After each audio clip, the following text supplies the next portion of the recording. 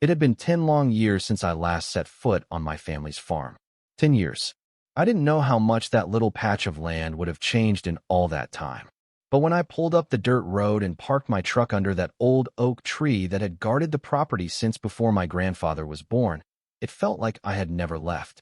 The mailbox was still leaning to the left, rusted and stubborn, just like my dad always said it would be. No matter how many times he tried to straighten it, it never stayed. It was the kind of thing that made you smile in a bittersweet way. The scent of honeysuckle filled the air as I walked towards the house, that wild, untamed smell that reminded me of my childhood. I took a deep breath, feeling the tug in my chest. Grief, sure, but also something else. Hope. The farm hadn't changed much. The two-story house with its peeling white paint, the sagging porch, and the rocking chair by the window me mother's chair were still there. It all felt so alive with memories. It was like coming home to a place that hadn't forgotten me, even though so much had changed. I spent the next few days doing what any man does when he's back where he belongs, working. Fixing the roof, patching up the old chicken coop, clearing out the barn that had been neglected for years. I found old things buried under tarps, faded photos, a rusted bicycle, a baseball glove. I couldn't help but laugh as I looked at them, remembering the good old days. That was the thing about this place. It was more than land and buildings. It was history. It was family. Every night, I'd sit on the porch with a mug of coffee, listening to the cicadas singing and watching the stars twinkle above me. It was peaceful. For the first time in years, I felt a fragile sense of peace settling in. But then, of course, things took a turn. It started with a notice. Just a small one, taped to my front gate, flapping in the wind. I thought it was a joke at first. I went up to it and read the bold, official letters. HOA compliance notice, unapproved structures and maintenance violations. I was confused. I didn't even belong to any HOA.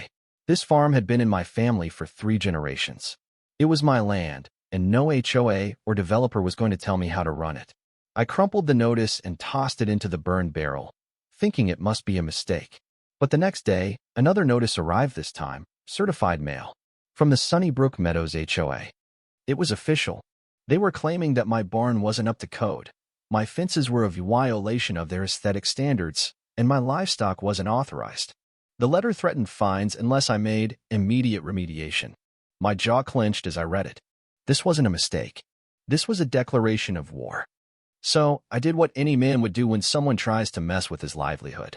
I went to their office. The place was the shiny, sleek, glass building on the edge of the new development, completely out of place compared to the weathered, honest beauty of my farm. Inside, everything smelled like air freshener, and the receptionist had that frozen smile that always screams, "I don't care, but I'm here to collect your money." She directed me to Karen Whitlock's office, and I walked in to meet her. Karen was exactly what I expected. Perfectly coiffed hair, tailored blazer, and a look on her face like she had just sniffed something unpleasant. She didn't get up when I entered. Instead, she gestured to the chair across from her and started talking without waiting for me to sit. "Mr. Carter," she said, her voice dripping with sweet condescension. "You must understand, our community has certain standards. We simply can't have unsightly properties bringing down home values." I leaned forward, elbows on my knees. "This isn't your community," I said quietly. "This land has been in my family since 1892. It's not part of Sunnybrook Meadows." Her smile didn't waver. It just sharpened.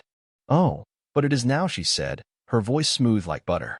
"You see, the county approved a boundary expansion last year. Your property falls within HOA jurisdiction. It's all very legal." I felt a chill in my stomach. I knew about those boundary expansions. Hell, every farmer in the area had been fighting against them. But I hadn't realized that the developers behind Sunnybrook Meadows had set their sights on my land.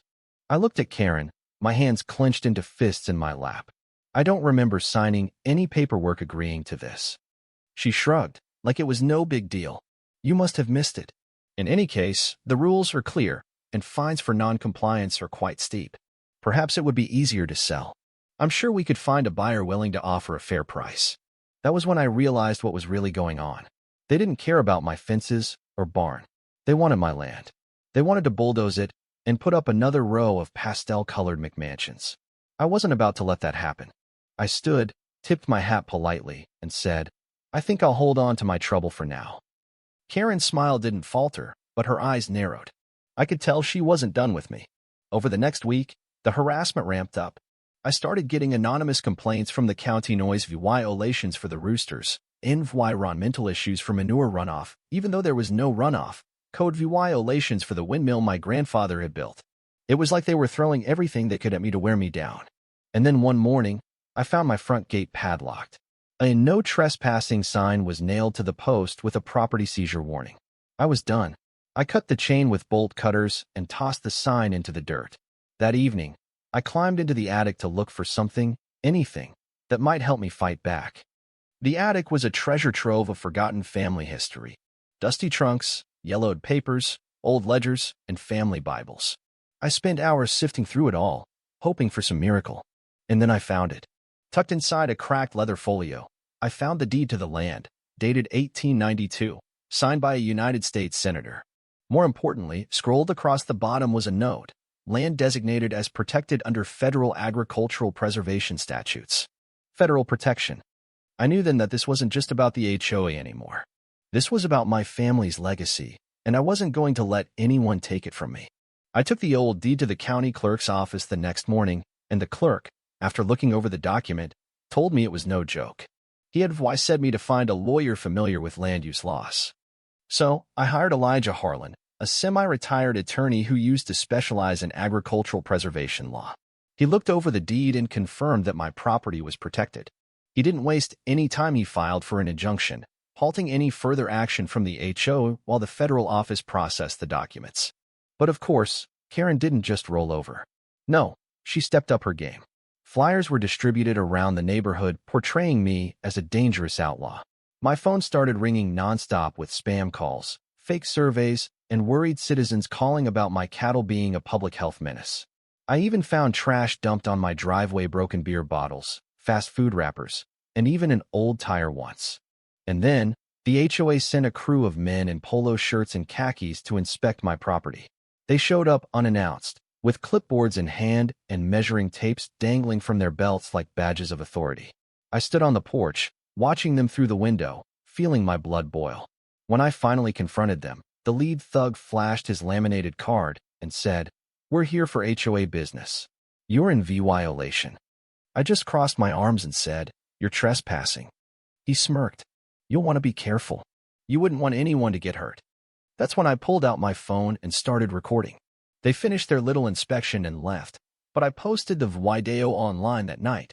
Within hours, it went viral. People in the community were outraged. The next day, the HOA sent me a certified letter informing me that they were suing me for nuisance and interference with their business. They claimed I was disrupting the peaceful enjoyment of the neighborhood. But what they didn't know was that I wasn't just fighting for my land, I was fighting for my family's legacy. I wasn't going to back down. Elijah and I filed our motion with the federal court, and when Karen got the news, she marched into the courthouse like she was ready for war. But when the judge heard the case, she didn't side with Karen. The court granted the temporary injunction, halting all HOA actions against me. But that was just the beginning. Karen wasn't done. The harassment continued, and the vandalism got worse. I knew Karen was behind it all, trying to push me into selling, but I wasn't going anywhere. One day, I came home to find a convoy of black SUVs parked near my land.